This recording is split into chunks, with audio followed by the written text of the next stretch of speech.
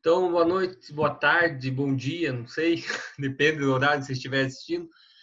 A gente vai dar início na apresentação do nosso trabalho aqui, referente à matéria de gerenciamento de estoque na cadeia de suprimentos, que é uma síntese do livro, né?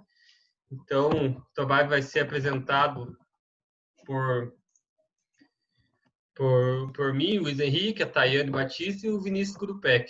Então, é dos capítulos 4, 6 e 7 do livro.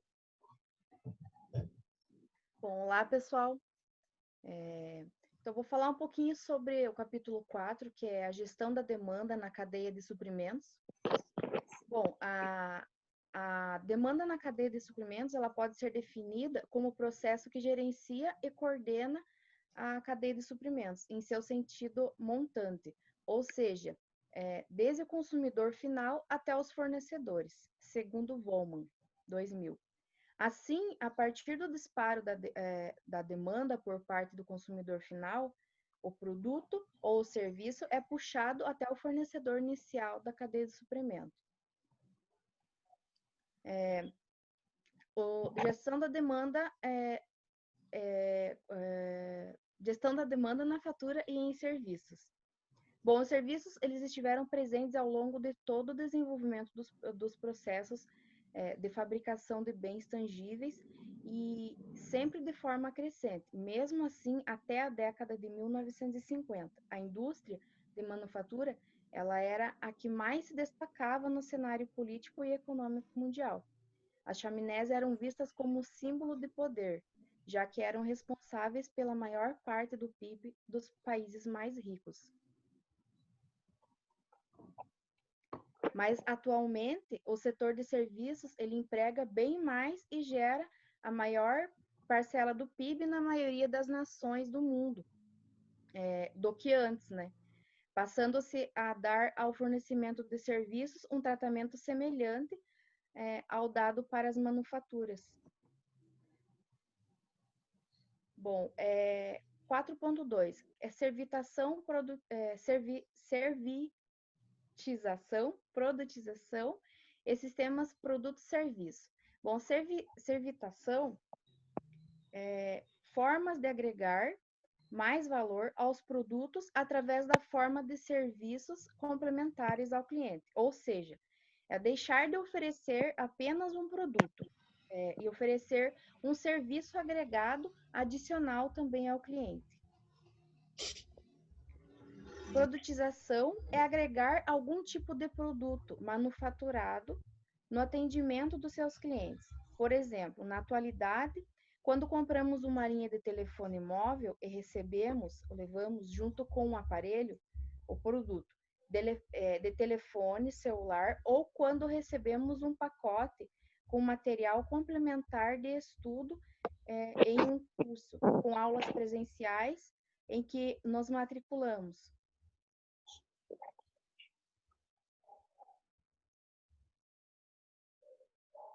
Pode mudar para mim, Vinícius, Luiz. Sistema produto-serviço. Os conceitos de servitação e produtização, eles levaram ao surgimento do que posteriormente foi rotulado de sistema produto-serviço, que conceitualmente, a distinção básica dos conceitos do PSS é que ele é voltado para a venda do uso e não para a venda do produto. Ou seja, a prioridade do ativo, produto, não é transferida para o cliente. Incerteza da demanda na cadeia de suprimentos. A evolução e a convergência dos conceitos de servitação e produtização levaram ao surgimento do que posteriormente foi rotulado o sistema produto-serviço. Já foi essa. Pode passar para mim, fazendo um favor. Aí. Propagação do erro na gestão da demanda na cadeia de suprimentos. O efeito chicote. Bom, a gente já estudou um pouco sobre o efeito chicote.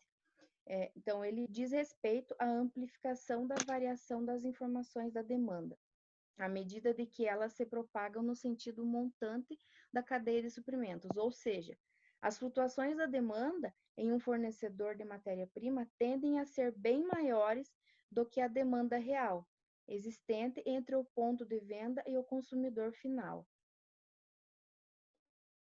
E métodos analíticos e sistemas aplicados da cadeia de suprimentos. Como exemplo, pode ser a área de inteligência artificial, na qual se busca replicar um pouco da lógica de raciocínio do ser humano para auxiliar processos de tomada de decisões empresariais, cujos alicerces foram construídos ainda na década de 1960. Então, pessoal, vou comentar um pouco agora sobre o capítulo 6. O capítulo 6 ele contempla, né, a medição de desempenho, logística e tecnologia de informação e também a comunicação na SCM. Então, o que é, né, a medição de desempenho na SCM? Hoje a gestão de uma cadeia de suprimentos ela é bem complexa e ela demanda de muito planejamento, né, monitoramento e análise. Nesse sentido, os indicadores de desempenho eles exercem um papel fundamental, não só por resultados, mas também ele auxilia na tomada de decisões e na elaboração de estratégias mais apropriadas.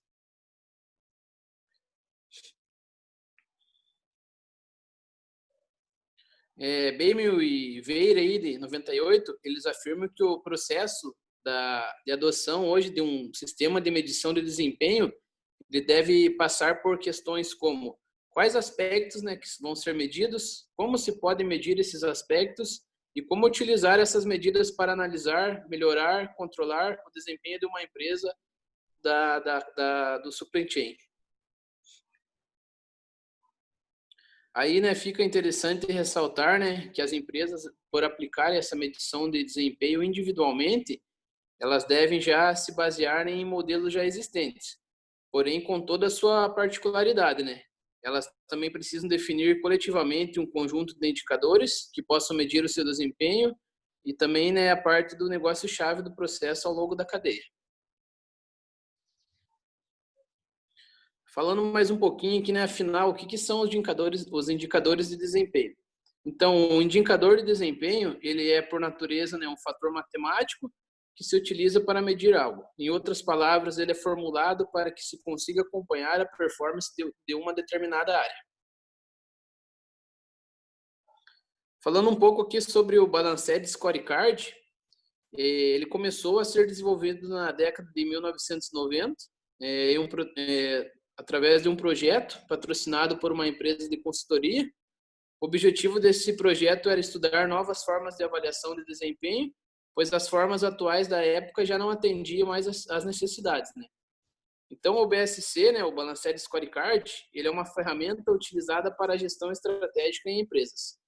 Sua aplicação ela se dá especialmente para a mensuração do desempenho, o que ocorre através de análise dos objetivos, indicadores, metas e iniciativas estratégicas. O Balanced Scorecard ele possui 4 pilares, sendo o pilar financeiro, o pilar de processos internos do negócio, o pilar de aprendizado e crescimento e o pilar do cliente, tendo como visão central, né, a estratégia. Falando agora sobre a logística, né, na SCM, aqui entrando sobre o lead times, é notável, né, que nos últimos anos o mercado industrial ele está cada vez mais sensível ao tempo. Ele está cada vez mais os compradores procuram adquirir fornecedores que ofereçam e atendam os seus requisitos referente ao desempenho em entregas. O mau desempenho na entrega hoje é motivo de infidelidade para o cliente no momento da compra. Segundo Christopher, existem 3 fatores de pressão hoje no mercado do tempo, que é a redução do ciclo de vida dos produtos, o esforço, né, para manter os estoques cada vez mais reduzidos e os mercados altamente voláteis, sendo as previsões e vendas pouco confiáveis. Outra área aí que contempla, né, o capítulo 6 fala sobre a logística reversa na SCM. Então, falando aqui, outra área com crescente interesse dentro da logística e que tem inter-relação muito grande com a SCM é chamada, né, a logística reversa. Tradicionalmente, a logística ela trata do fluxo de materiais ao longo de uma cadeia, mas existem pelo menos outros dois fluxos, né? Dois fluxos de materiais que também precisam ser gerenciados, né, de forma efetiva. Então, essa logística reversa, ela vai, dentro da cadeia, ela vai estar ligada às embalagens e os recipientes utilizados nos transportes e, por segundo, aqui, os produtos após o fim das suas vidas úteis. Hoje fica claro que a sociedade atual e futura ela não está disposta, né, a arcar com a responsabilidade sobre esse volume de sucata ou lixo industrial, mas, no geral, a legislação mundial tem acompanhado essa tendência.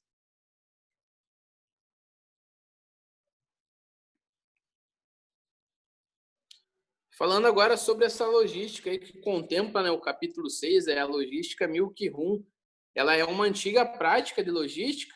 Ela teve origem nas partes das usinas pasteurizadoras e beneficiadoras de leite. Então, a logística Milk Room, o principal objetivo dela é reduzir os custos logísticos de abastecimento via escala e racionalização das rotas, bem como aumentar a confiabilidade do processo como um todo.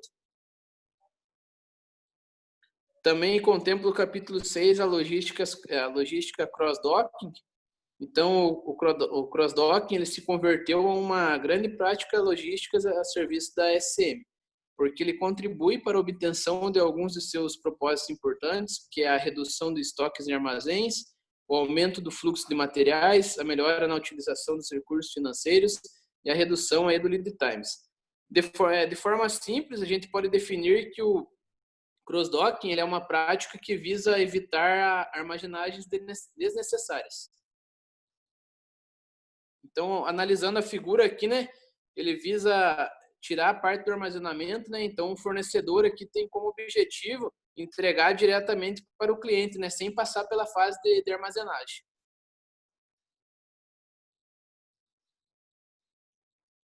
Falando um pouco sobre a logística Transit Point, ela pode ser considerada uma forma racional de aumentar a efetividade e a capilaridade de um sistema de distribuição, sem necessariamente ter que incorrer em custos logísticos adicionais, especialmente custos com armazéns.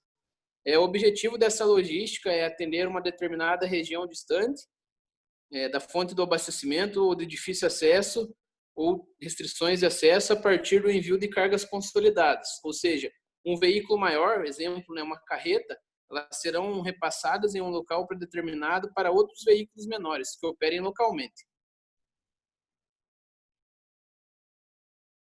Então, sobre o desenho aqui, né, é parecida com outra logística, né? No lugar de se ter um armazém aí para armazenar, a carga ela vai estar dentro de um veículo maior e vai ser distribuída diretamente para veículos menores, né, de forma que ele consiga entregar aí a mercadoria aí para o cliente.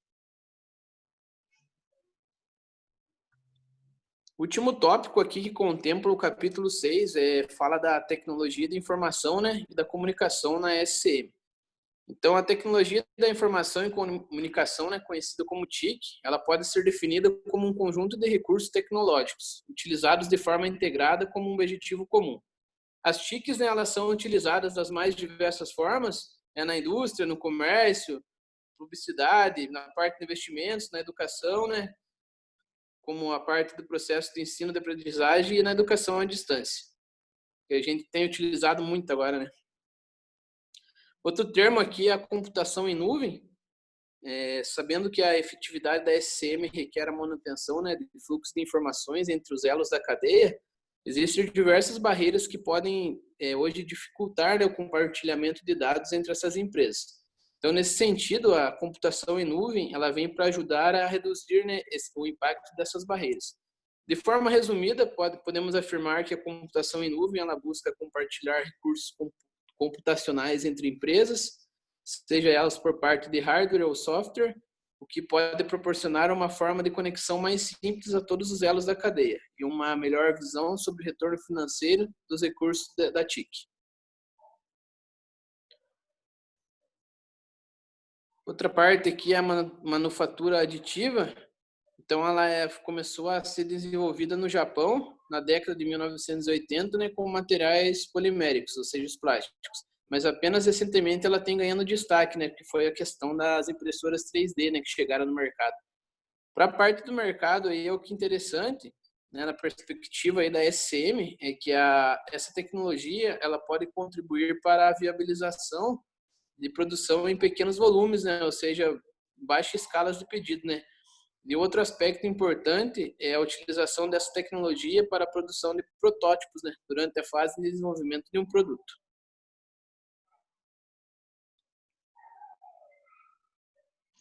Então, só dando continuidade, falando um pouco do capítulo 7, que são os casos notórios do SCM.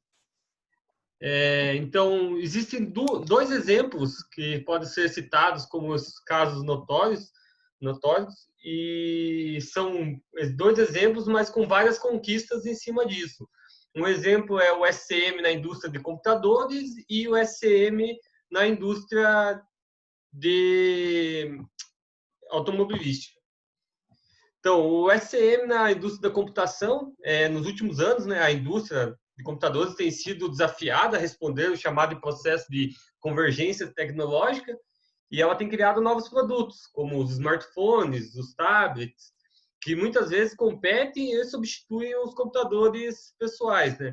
Então, esses smartphones, eles vêm para trazer um pouco de facilidade para o indivíduo, de uma forma que ele tenha acesso mais rápido e mais prático a informações, até execução de trabalhos e tudo mais, sem que precise de um computador físico. Então, a indústria da computação, ela tem base em 3 parâmetros, que é o produto, a demanda e o abastecimento. Falando um pouco do produto, então ele pode ser dividido em 2 tópicos, né, que são curtos ciclos de vida.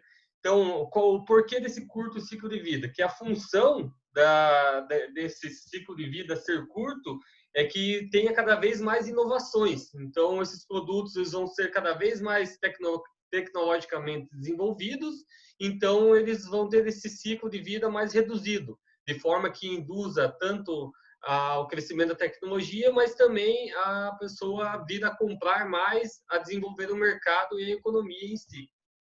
E a questão do grande número de produtos, né? Hoje em dia são vários computadores, vários smartphones, vários tablets, várias marcas que vêm sendo cada vez mais fortes no mercado.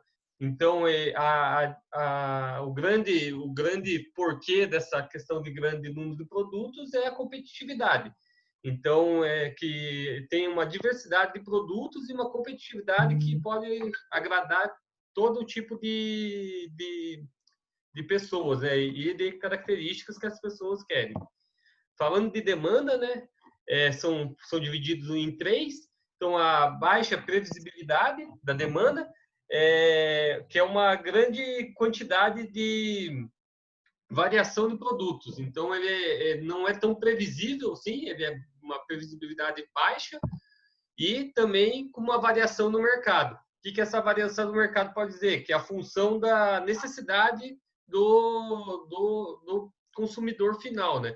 Então, esse mercado vai variar e, com isso, vai gerar customização de atendimento. Então, os mercados, seja para venda e varejo tudo mais, ele vai acabar customizando o atendimento dele para atrair novos clientes e buscar cada vez mais o desenvolvimento.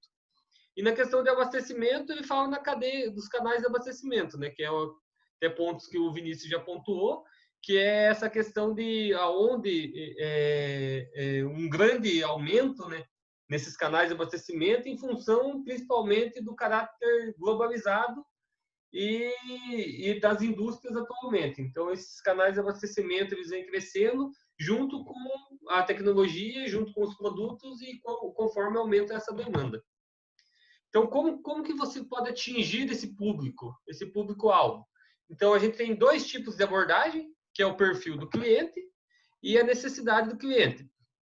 O que seriam essas abordagens? Qual que é o perfil do cliente? Ele é um cliente mais que precisa mais para trabalho ou mais para lazer?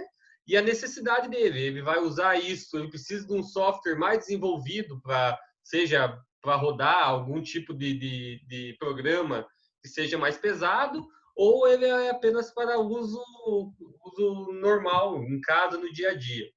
Então, são 3 formas diferentes, né, de você atingir esse público, que é o mercado, o produto e a produção.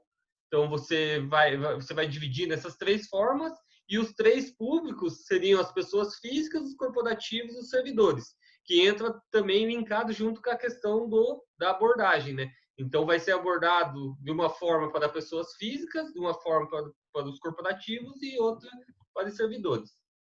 Então, a SCM na indústria automobilística, ela também vem crescendo cada vez mais. Então, durante os últimos 110 anos da indústria, ela se desenvolveu e cresceu, tomando uma indústria mais representativa no mundo, né, sobre vários aspectos, em especial a questão da economia, por causa dele girar bem a economia de inúmeros países fabricantes desses carros, né?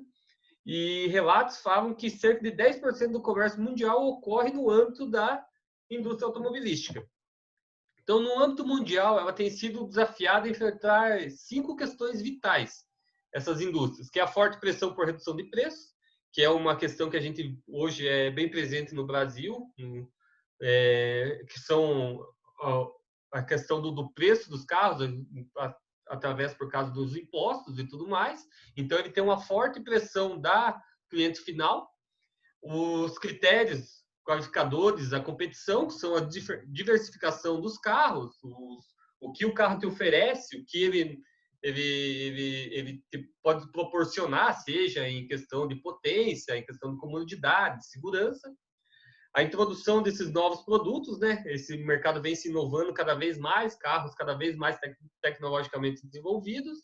O atendimento de novos mercados, que é buscar não vender apenas para o seu país de origem, mas exportar esse material. E a intensificação dos canais de comunicação, que também entraria nessa questão de atingir o público-alvo. E, através disso, foi criado 2 programas, o programa Modular e o programa Score. O programa Score ele surgiu, né, para suprir os desafios, isso lá em 89. Ele buscava principalmente reduzir esse tempo e o custo para lançar um novo veículo no mercado. Então, a ideia deles era reduzir as transações com os clientes e aumentar o market share e a lucratividade do negócio em geral. Então, seria você reduzir até mesmo o lead time da produção do carro. Então, você teria a produção e até chegar do cliente mais rápido. E o programa modular, em termos gerais dizendo, é um modelo de consórcio modular, né? Que ele pode ser definido como um caso radical de old school, que nada mais é do que terceirização da fabricação, né? Entre as montadoras e um pequeno número de fornecedores diretos dela. A ideia seria você reduzir e enxugar a tua malha de fornecedores para que você tenha mais acesso a esses fornecedores e que você deixe de comprar de várias pessoas, de vários ambientes, até gerando custos com logística, custos com demanda de produtos, e passe a comprar apenas de X fornecedores. Então, esses fornecedores também precisaram ser capacitados para produzir não só os produtos que já eram do rol deles, mas também desenvolver novos produtos.